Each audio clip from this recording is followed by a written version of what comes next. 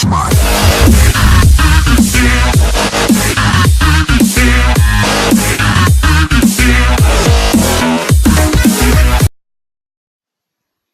I pozdrav svima ljudi, dobrodošli moj drugi klip na mom kanalu.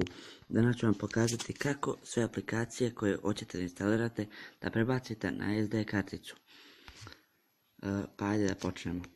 Uđete ovdje. Ovdje.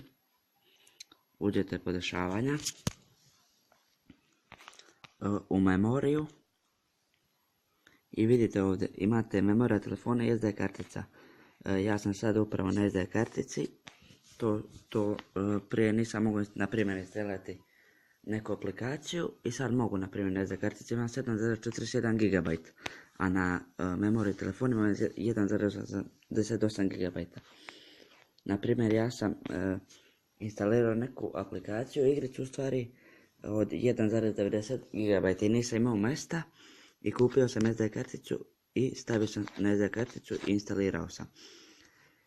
Evo vidite, sad imam ukupno 7,41 GB. Sve što treba je da kliknete na SD kartice. A memorija telefona je ona memorija koju vi dobijete uz telefon. I kada vi kliknete na SD karticu, sve aplikacije koje vi hoćete instalirate i možete neke aplikacije premestiti u SD karticu, sve te aplikacije se skidaju gigabajte sa SD kartice.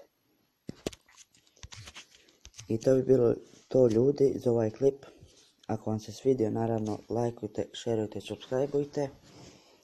Do sljedećeg klipa, čao!